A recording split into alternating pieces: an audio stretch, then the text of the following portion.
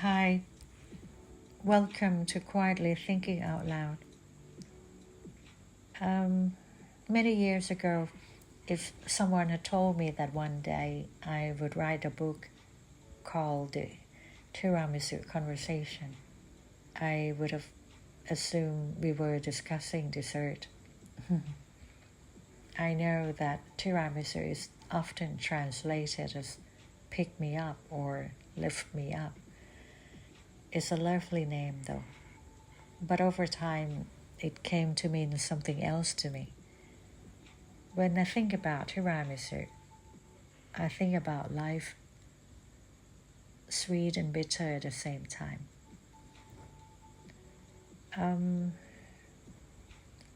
Years ago, I went through a period of grief. Like many people, I have experienced loss. I lost people I love, family members, including my mother. At the time, it felt as though my world was collapsing, not all at once, but slowly. The kind of change that quietly alters the landscape of my life. I spent years trying to understand, to accept, to learn how to navigate life again without someone who had always been there. And during those years, I became very quiet. People could see the sadness, but most didn't know what to say. And looking back now, I realized something I couldn't see at the time. I was surrounded by good people, the people who care. They are kind and sincere, not because they had the perfect words, but because they stay. A year later, a neighbor told me something that surprised me. She said she often felt helpless watching me try to figure it all out. I never thought about it from that perspective. I was so focused on my own journey that I hadn't fully noticed what was happening around me. There were people quietly walking beside me, checking in, offering help, simply being present. One young neighbor, he helped me with a garden, and one day he planted a tree. That tree is now in its 6th year, and every year when it flowers, it's beautiful, and every year it reminds me of my mother. That is another kind of tiramisu, a bittersweet one. I feel joy when I see it, and at the same time I missed her. The two feelings arrive together like old friends who have learned to share the same seat. Around that time, I often visited a monk I respected. I had known him for almost 20 years. Sometimes I went with questions. Sometimes I went simply to talk. It's the old temple. It's one of the royal temples along the river, standing there for more than 200 years. I often sat quietly in the courtyard, watching people, listening, reflecting, trying to make sense of things. What I discovered was that understanding a teaching and living a teaching are two very different experiences. Reading about impermanence is one thing. Living through it is another. Reading about letting go is one thing. Practicing it is another. I remember telling him that understanding was easier than living it, much, much easier. There were moments when my heart felt broken, moments when I felt guilty for laughing, for enjoying myself, for continuing to live, as though moving forward might somehow mean leaving someone behind. And then there were waves. Sometimes I thought I was doing better, and I was. But grief has a way of returning, a memory, a place, a song, something small. And suddenly a gentle wave becomes a much larger one. I learned that healing is not absence of grief. It is learning not to fear the waves, trusting that even when they arrive, they will eventually pass, and knowing that we can continue the journey. During those years, I tried to turn some of my grief into something useful. The pandemic was happening. Hospitals were under pressure. Doctors and nurses were exhausted. One of my neighbors is a doctor. After hearing about the situation, I began cooking and baking for medical staff. It felt like a small thing, but sometimes a small thing is still worth doing.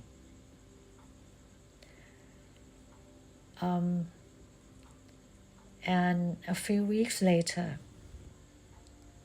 I received thank you letters from hospitals. I remember reading it out loud, over and over again, one by one. Not because I need recognition, but because somehow it felt like I was reading it for my mother. And for the first time in a while, I felt useful. A reminder that even in the middle of grief, I could still contribute something.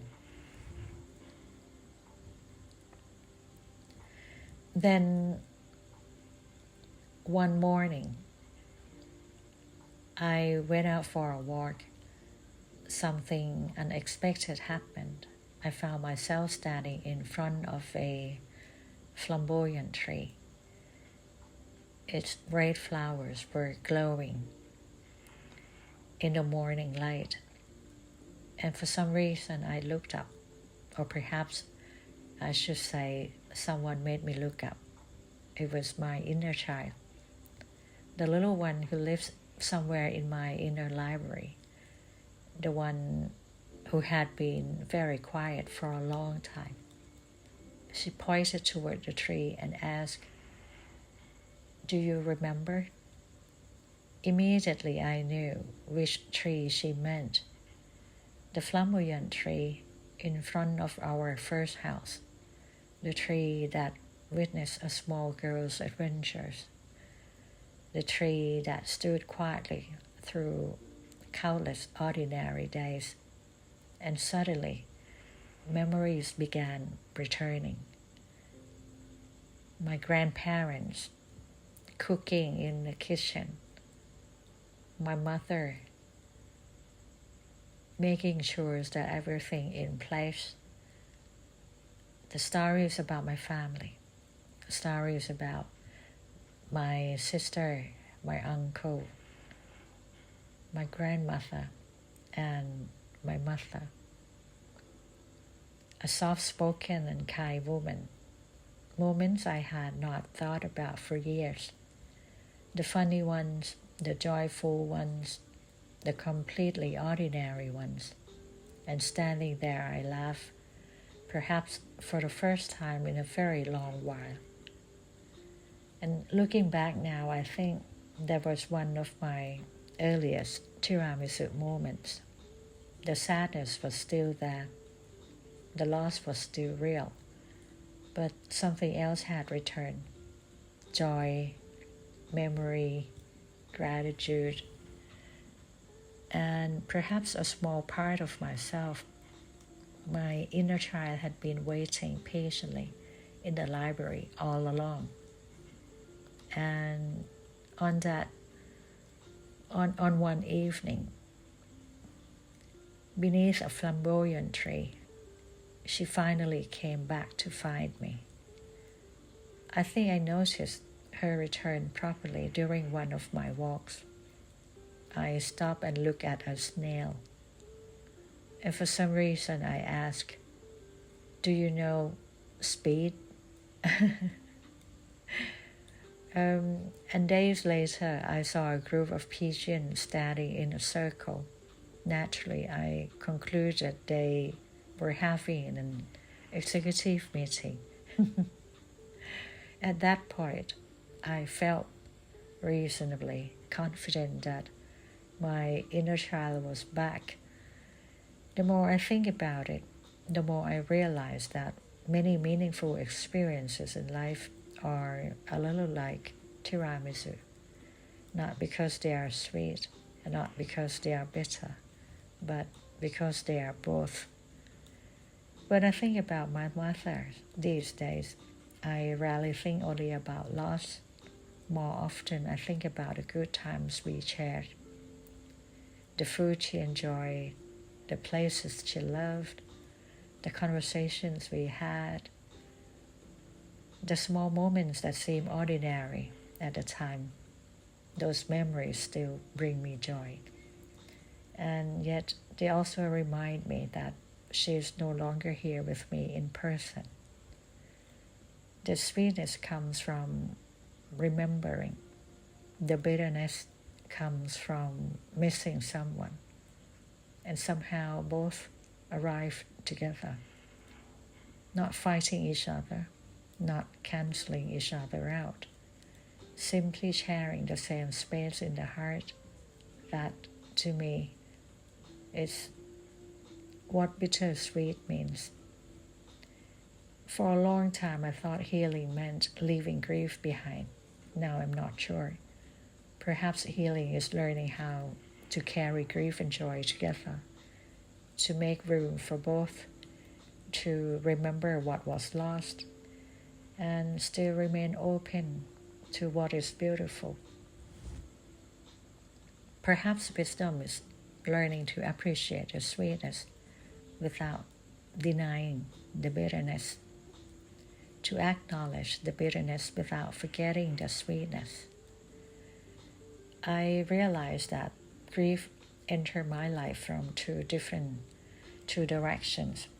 One came through my own experiences, and the other came through listening.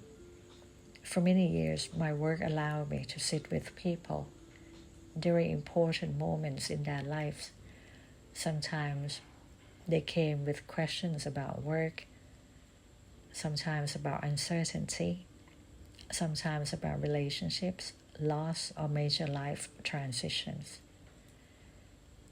Over time that I listened to many stories, I learned that every person's journey is different, yet certain feelings seem familiar.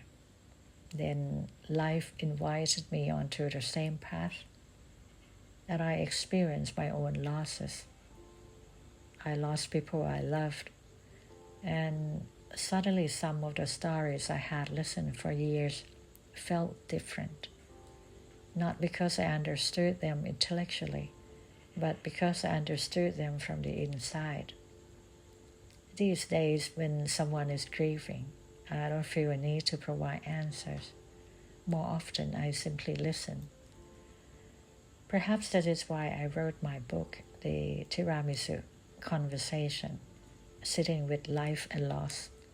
Not because I have all the answers, not because I can take away someone's grief, but because I hope the book can be a companion, a quiet companion who sits beside a reader for a little while, someone who gently say, "I understand that this road can feel lonely," and perhaps for a few pages reminds them that they are not walking it alone. And before I go, I should probably add something. Tiramisu also contains a little alcohol, which means it's not only sweet and bitter, it can be surprisingly strong as well. And now that I think about it, life is rather like that too. Well, thank you for spending time with me today. Until next time, take care.